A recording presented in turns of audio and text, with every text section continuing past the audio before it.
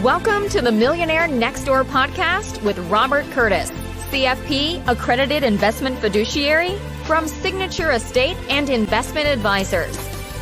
In this podcast, we help successful wealth accumulators like you looking to transition to a work optional lifestyle by helping you build strategies for growing and maintaining your wealth.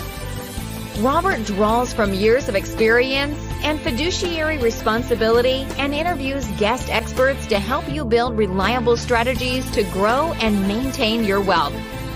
Now, on to the show. Well, welcome, everyone. Thank you so much for tuning into the Millionaire Next Door podcast. We're delighted you're here. A big part of the podcast and the initial emphasis and what we try and emphasize here is kind of going deep, obviously, into wealth management practices, processes, things that we do, but also taking you sort of deeper inside of my practice, to meet my team. Really, it's really all about the people, the practice, and the process. Spend a lot of time talking about the process, but we wanted to walk you through some of the details. And today, we're joined by a couple of guests I'm really excited about, people who are very much part of my team and help clients, although they may never see these people or understand this with regard to the practice and the process. They're traders from my department. I have Vince Reyes. He's the Director of Trading Operations, and Tony Nguyen. He is a senior trader. I looked over my colleagues' bios. They have years and years and years in the business. They're there first thing in the morning taking care of these. It's not as simple as just pressing a button. There's a lot of practices and processes.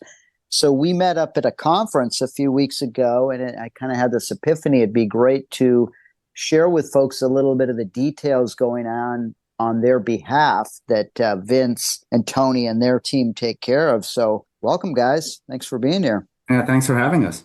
Thank you. Yeah, absolutely. So I don't even know if you want to talk a little bit about your background. You're welcome to just to share that, or just sort of, launch into what you wanted to talk about.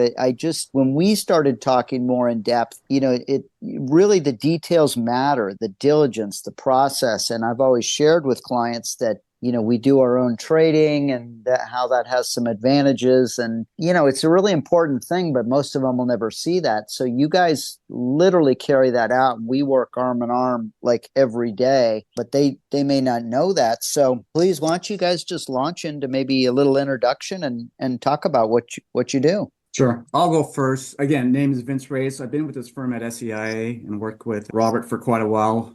I've been here for about 18 years. In the industry, it's been over 3 decades. I started my business actually as a retail broker working for Oldie. And before that was actually Dean Witter. And then I did get my license at Oldie. And then one day I walked into their trading floor in Detroit. We had training, and I was flabbergasted by the action that was going on. And I asked them, what do you guys actually do? One of the traders kindly pulled me aside. Hey, if you want to make money, this is the way to go. What we do is we take your orders, and we go on shop, and we do this from 6 till 1 o'clock Pacific time, and we'll just make the spread on the stock, and we end exactly at 1 o'clock, or in their case it was 3 o'clock their time. And I said, wow, this is what I want to do. It's action packed, and they're always taking information in and out, talking to other sales traders and other traders, and their competitors were like Goldman Sachs, Lehman Brothers, Bear Stearns. And so this is what I want to do. And then eventually I did become an assistant market maker for Wedbush Morgan, worked there for 11 years, and I eventually became a market maker working on the NASDAQ trading floor under Wedbush. And then after that, I worked as a professional trader for Kroll Reedon, doing NASDAQ market making as well. And then eventually D.A. Davidson, and I found myself in 2007 at SEIA. So that's it in a nutshell. That's a little bit about my background. Yeah, that's great. You sort of remind me when the old trading floors, you think of that movie Trading Places. And I remember when I started as at Merrill Lynch as a trainee back in, my gosh, what was it? 2008, something like that. They literally took us to the floor of the New York Stock Exchange, which we were one of the only firms that got to go there. So we were down on the floor. And you want to talk about a shot of just insane adrenaline. There's so much going on. I just remember thinking, I'm glad somebody's doing it. I don't want to do that. But it was quite an experience, let me tell you. It's like the strongest cup of coffee you've ever had. But appreciate that. And then I don't know if you want to share any, Tony, or just kind of, go for it. Sorry. Yeah. My name is Tony Nguyen. I'm the senior trader here, and I've been with the firm for the past 10 years. And basically where I started was similar to where you started, Robert. I was working in downtown LA. There used to be a huge trading floor for Bank of America. Back then it was called Bank of America Securities. And like you said, it was coffee, like jet fuel, like it was mainline every day. Like there's foreign exchange, there was corporate bond department, there was a mortgage back, every single bonds that you think of, munis, it was all there. And it was so much fun, and I really enjoyed my time there. But fortunately, the credit crisis hit in '08. And then from that point on, I just been kind of like hopping around different firms, and I finally landed at SEIA, and it's truly been a really great experience with working with Vince and, other teams here, especially you, Robert. And that's it. That's great. And, we're full fiduciaries now as a registered investment advisor. So, we're not here to make any points off spreads. We're here to actually probably save those kind of things from occurring and negatively impacting clients. But you guys have a term you use called high touch trading. You want to talk about that a little bit, or share what the thought around that is? Yeah, sure. You alluded to the fact that, it's not just a bunch of clicking and pressing a button like as a regular retail client would do nowadays, right? Like Robinhood, you can just press a button even on Schwab and Fidelity platforms. What high touch trading, what you're talking about, is extra level of service that we provide advisors like yourself, Robert. What will normally happen, we'll see a trade that pops up, and when it's usually a block trade or an illiquid trade, we take special handling. We call that a trade that we step out, and we handle that trade carefully, so in that way the client gets the best possible execution. So in the instance, for example, if we get a client trying to buy 300,000 shares of a stock that trades only probably 80,000 shares a day, well, chances are if you throw in a market order, which we can do, the market maker on the other side, which I was, we're going to go ahead and take all the offers. We're going to get that price as high as possible. And what ends up happening, a market maker or a specialist on New York Stock Exchange will take the other side of that trade. Remember, it's two sides of a trade. So every time someone's buying, a lot of people don't know this, including some of the advisors, the market makers and specialists will all take from the inventory and short on their account. And if they don't have the stock, they short it. So what we'll do is to prevent that price from skyrocketing, we're going to work the order. In order to do that, we'll either piecemeal that and we'll discuss it with the advisor and say, why don't we break that up 10,000 shares every hour? And let's work this for the next 5 days to 8 days. And so we have a certain process to fulfill that order, but knowing that the client is going to agree to keep that order in line and pat the order down from letting the price skyrocket. And usually we work with our custodians, Schwab and Fidelity, and we tell them what we're doing. Sometimes they participate in our actions of working the order, but we'll usually put a limit. And what they'll do is also shop around, whether they call them black boxes, or we'll try to find institutions like regional banks or hedge funds that have the other stock. And that way we can save the client a lot of money. For instance, by doing this example, it's a true order. We saved the client about $12,000, from doing the historical trade. It was about $12,000 that the client saved. So these are the things that we can do. We on the sell side as well too. Or if they want to do an illiquid stock, same thing. We're going to hide the order. We're going to do it slowly and methodically. But definitely, what Robert said, we're definitely be in the best interest of the client and make sure that that order is filled with the approval of the client and the advisor. Yeah, that's really helpful. Oh, go for it, Tony. I just want to chime in just to piggyback off of what Vince is saying. On the fixed income side, it's slightly different. Instead of going to market makers, it's all about relationships. Like really, really, like I am in touch with quite a few bond dealers, but a core four to five of them we have a relationship over the past 10 years, really tight. What I do is same thing, right? I'm just trying to get the best price for a client. I shop out the bond that, for example, if someone wants to sell it, I would go out to 4 or 5 guys, and I'm trying to get the highest price, right? The best execution for the client. And again, it's all about relationships. For example, just to drill down even more, like a corporate bond versus a mortgage-backed security, right? Mortgage-backed securities are very, very thinly traded. Not much shops even trade them anymore. So I actually have a couple of guys that I go directly to that will always get me liquidity, great pricing, and it's just all about relationships. So just a tight bond. That's how I value for the firm on that part. Oh, that's super helpful for folks who may not know. Like we're all see that on my end, certainly on the bond side. Sometimes they transfer in or they bring an account over and there's positions that maybe we want to exit or don't belong in there. I have one, for example, it's a trust where there's going to be a distribution amongst 3 siblings pretty soon with some bonds, but they'll probably liquidate those. And those are not going to have much transaction volume. So trying to get a good price.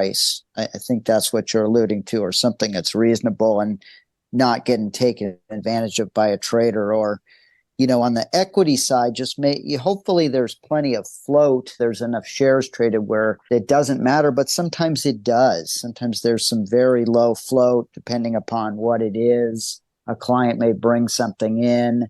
There may be ETFs that don't have a lot of volume. Those are just things to be aware of and sort of best practices. So that's super helpful. Keep going a little bit if you like. I know we were going to maybe talk about best execution, working orders. Yeah, I want to chime in again too. Yeah. with Please.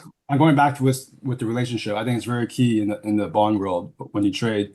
Let's say, for example, the advisor, not you, Robert, but like made an error. They just said, "Oh, I didn't mean to buy this bond, Tony," and we already filled it. Done. It's a done deal. It's already in the client's account at that point. Yeah. And what do we do, right? So again, it goes back to relationships. I could go back to that bond dealer and just say, "Hey, I got bad instructions. I messed up." The relationship is so tight between my bond dealers that they're willing to just go ahead and bust a trade, actually take a loss, right? Not all the time, but in reason, but within reason. But majority of the time, they want to keep the relationship. They know that the order flow will always be continuous. So they're like, okay, we'll take this off your shoulders. So we'll go ahead and bust it, and and that can never happen.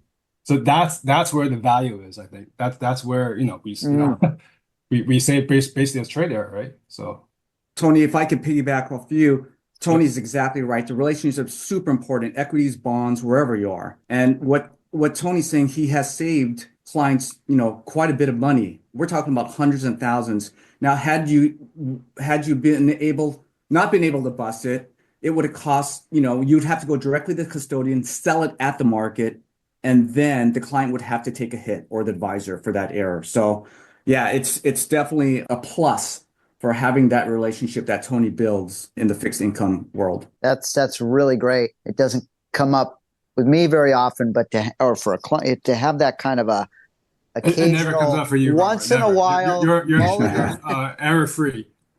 mulligan or the duo, just in case, right? Because a digit can get transposed, right? So that's really helpful to know. But that you maintain those relationships for those kind of things. It's not unlike normal relationships, right? If you know someone really well and they cut you a little slack because they know there was just something, it's not a normal practice, but something happened, and that's much appreciated. Yeah, keep going, guys. If there's I'd love to hear, or I could ask some questions, but otherwise. Here's one thing that always comes up with what I see a lot is, let's say a client is going to purchase something like right away, right? Like a car, house, right?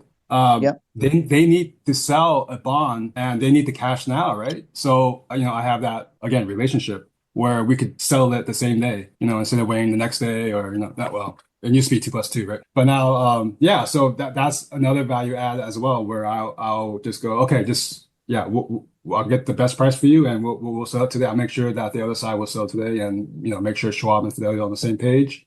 And usually it takes me 20-25 minutes just to make sure that everything is sold properly, and the client gets their money. Yeah, it's just a lot of care and diligence, but you're saying in some cases that could save them an awful lot of money. Otherwise, some other side's just going to take advantage of that and make a really good profit, And sometimes I'll see where clients quote, they're reading something off their iPhone or Google. They think there's a certain price, and I'll confer with you guys, and it's way different. And I'm like, they're looking at Bloomberg. This is the real price. And maybe I think the iPhone and all that does pretty well, but in some cases, it's way off. You have to go with deeper type resources, correct? And sometimes we we have to let them know that's what's happening. Robert. A lot of times, what you're seeing on Google Finance and Yahoo Finance, and they're usually 15-minute delays. Mm-hmm. In order to get to what you're referring to is called the real-time pricing, there's a fee that the exchanges charge. Now, that's another way that they make their money, right? They sell the data, right? They sell the data to brokerage firms. They sell the data to Schwab, Fidelity, and you're usually going to pay for that. Fortunately, on our Schwab platform, and you have access, it's real-time data, but you're going to have to type it every single time, and you have to press the button every time to get the real-time data. Yes, and Vince, I just want to chime in. By the time the trade gets to us, Vince, right? And I'm not mistaken that we use Thomson Reuters to update all those prices. Correct. So it's actually real time. Correct. That's correct. So yes, on the background, our firm, outside of Schwab, we have signed up with a pricing service called Thomson Reuters. So you're correct. We have that service to provide the most up-to-date, up-to-second time priced quotes. Correct. One and let me talk. Speaking of pricing, and Tony knows about this. When we started doing big block trades for we call that SAS products, signature allocation series products. A lot of times we'll get orders to blow out of like 50,000 shares of an ETF or a stock. But in particular, when it comes to ETF, Robert, we can actually do what they call a RFQ, which stands for request for quote. Now, what that does, it's similar to what Tony does, but it's done electronically on the exchanges. You can get if you get a SPY and or a thinly traded ETF like a gold stock like OUNZ, doesn't trade much, maybe about 25,000 shares a day, but it can be influenced by the fluctuation of the shares that come in. So what we'll do is, we'll get on the phone and we'll do an RFQ. And then what they'll do is shop it around with 3 to 5 dealers, namely Jane Street, Susquehanna, Virtu, Citadel, and they will compete for that price. And if they are in agreement with the price that the client is agreeing to, they will go ahead and either hit the bid or take that offer all in one shot. So that 50 shares, or 30,000 shares can be done in one price versus throwing in the market order, which could prop up the price if you're buying and slam the price if you're selling. So that RFQ is a really good tool that we have that helps save quite a few dollars for our clients. That's great. Yeah, there's definitely those more thinly trade. I think of like JG Boswell or something like that. I joke it trades on Tuesday and Thursday. So you really want a experienced trader like yourself going through or to enter it correctly and massage. You don't want to just send it out there because you are going to change the price even with the small order. So I think that's what you're alluding to. But that's super helpful to know that's going on behind the scenes. Yeah, and every time we get a trade sheet from you, the advisors, we meticulously look at the trade. We want to make sure that everything makes sense. Sometimes traders will put in a trade to buy 500,000 shares, and fortunately, Ron and his team at Infotech will have an alert on the trade sheet to let us traders know, hey, stop. Let's take a look. Let's see if this is what they really want to do, and we'll pull up the quote. We're going to go through. We're going to email or discuss with the advisor. Hey, I don't think you want to do this. And that's where the conversation goes. And we kind of come up with a strategy and then we execute based on an agreement and the strategy we want to use to get that order filled. It's always good to have extra sets of eyes on these. There was this fat finger type order, if you remember that, was, I don't know, it was like 10 or 15 years ago. But yeah, somebody put an extra digit or two on there that ended up being an enormous trade that was unfillable, but it caused all kinds of mayhem, but it's Night just Securities. That was Night Securities. Yeah, and I'll remember that. It caused havoc in the opening. Yeah. So those, it's easy to type one wrong thing, but it could really be a serious matter. So you guys are checking, saying, is this what you really meant? That's good. Right. Right. One other thing that we do, and Tony and I have worked on this before, and we work in partnership every quarter, we do the best execution reports. And so we do this, it's part of the SEC rule. And it's good because, we want to make sure that our custodians, Fidelity and Schwab, are executing the trades at the right times, at the times they post and the times we submit. We got to make sure that the executions are done properly on time. So I'll have Tony pull out 3 trades that he's done with corporate bonds, muni bonds, and then we'll pair them against the time and sales on Bloomberg. And we want to make sure that it's properly done at that time, at that price. We reconcile those trades quarterly on the equity side and also on the bond side. So that's what we do. It's called the 605. So that's basically checking the time of entry and the time of execution.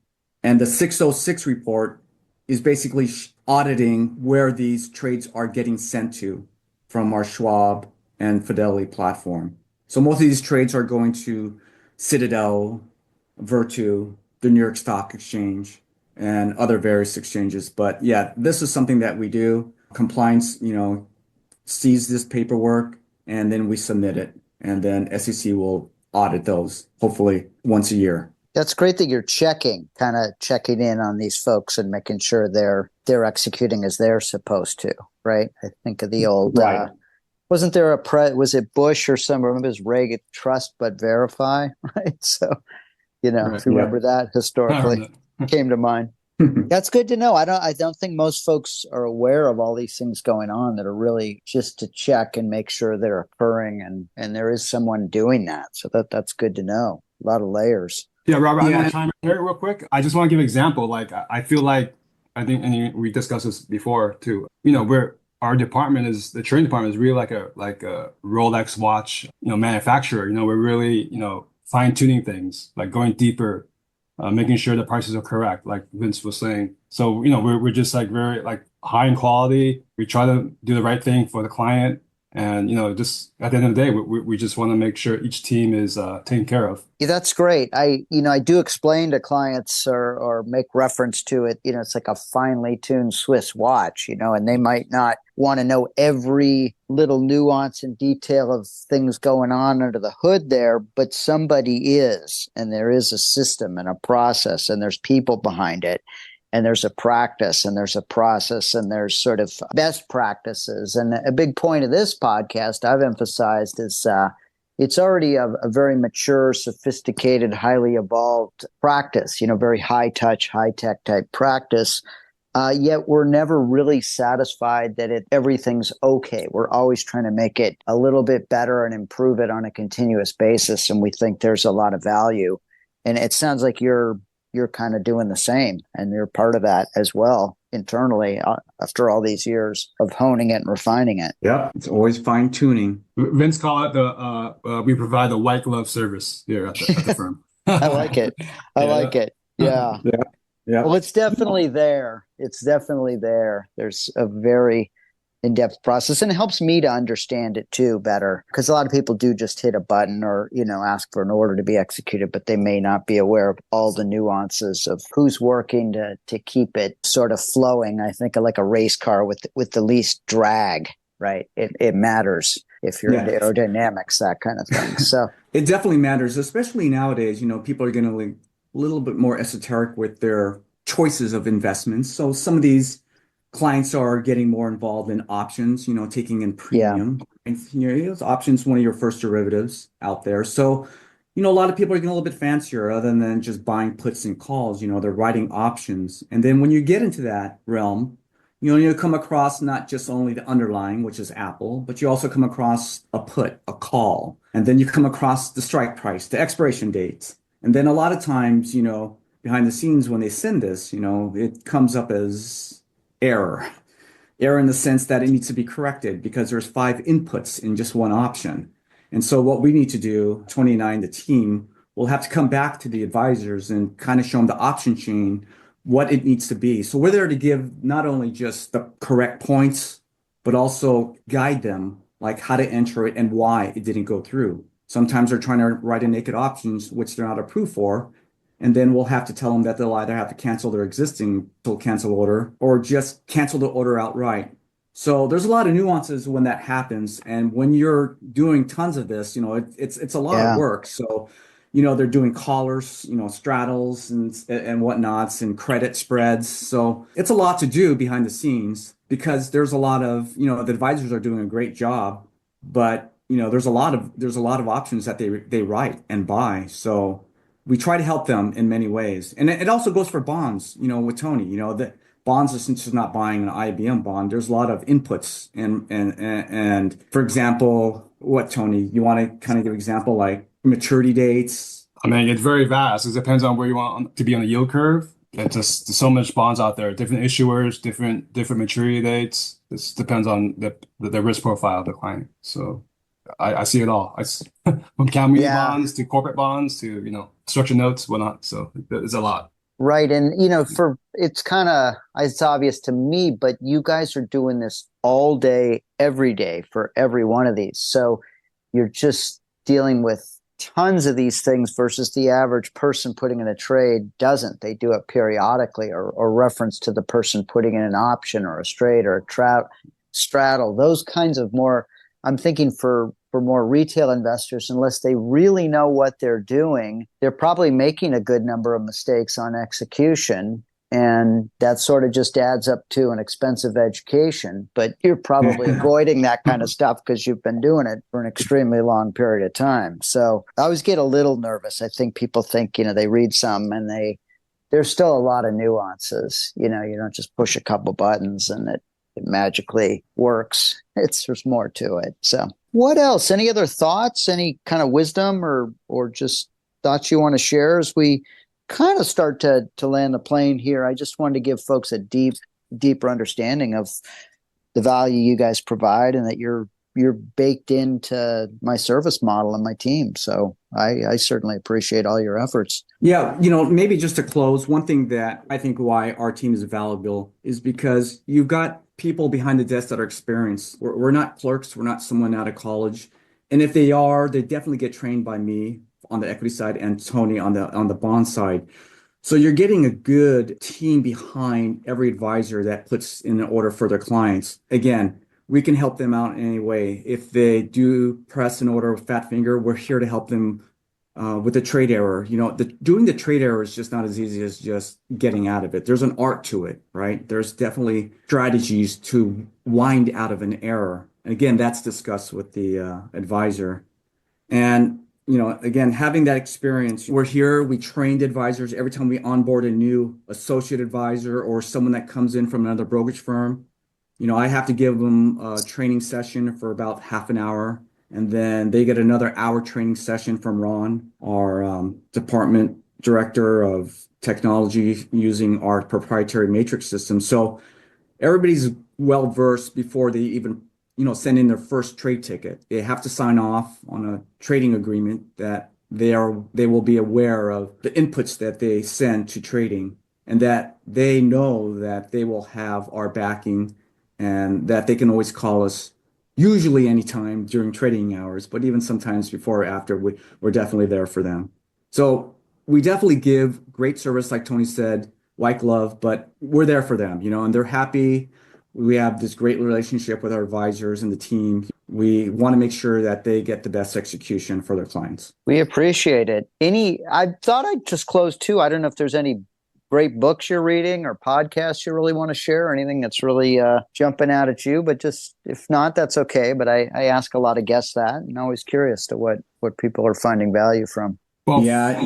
I'll go ahead, Tom. Go on. Okay, yeah. I'm not reading anything currently, but I do read a lot of articles on Bloomberg. And what I actually do too is I actually share a lot of it with our team as well, who I would think that they would appreciate that information or that thought. That's great. How about you? Vince? Yeah. I've read a lot of books. A lot of this was, was more like, takeovers with KKR. And I forget the name of the book. Buying Colbert Kravitz Roberts, buying the tobacco company. I've read a lot of Ray Dalio books, and also the O'Neill. Yeah, sure. William O'Neill. So again, the titles don't come off top of my head, but Yeah, I try to, I've read a lot of their books to see how they mastermind. Even Michael Milken's book, how was the junk bonds. So I Yeah. like to read about a lot of the legends and how Wall Street was started and how these big takeovers were done. I want to see, what was their impetus for doing such, massive risk taking and bets. But yes, in general. I do like to read Bloomberg News, Wall Street Journal. Definitely read that daily, and even my local paper, LA Times. So I'll always grab a nice piece on that, whether it's business related or not. Great. Well, hey, thanks so much for being here, guys, for giving us like a deeper dive. Thanks for being up at 100% going at 6:30 in the morning. Sometimes my brain and not fully caffeinated or ready for that kind of stuff just yet, but you Okay. guys are. It's occupational risk, I suppose. But we really appreciate it. And just on behalf of just clients and folks we work with that you probably looked out for and saved some money and just really tried to guide their stuff. Really appreciated. So thank you so much for being here. Everyone, thank you so much for listening. If you like the podcast, please feel free to share it. There's no reason to keep us a secret. Share it with friends, with family, anybody you think could benefit. And we really appreciate it. And we'll be back and we'll be bringing forth some really good guests as well, in addition to these. And thanks for being here. Have a great day. Thank you for listening to the Millionaire Next Door podcast. Click the subscribe button below to be notified when new episodes become available. The information covered and posted represents the views and opinions of the guest and does not necessarily represent the views or opinions of Signature Estate and Investment Advisors. Signature Estate and Investment Advisors, LLC, SEIA, is an SEC registered investment advisor. However, such registration does not imply a certain level of skill or training, and no inference to the contrary should be made. Securities offered through Signature Estate Securities LLC, member FINRA SIPC. Investment advisory services offered through SEIA LLC, 2121 Avenue of the Stars, Suite 1600, Los Angeles, California, 90067. Telephone number 310-712-2323. All investing involves risk. Past performance does not indicate future results. Specific products discussed are not suitable for all investors.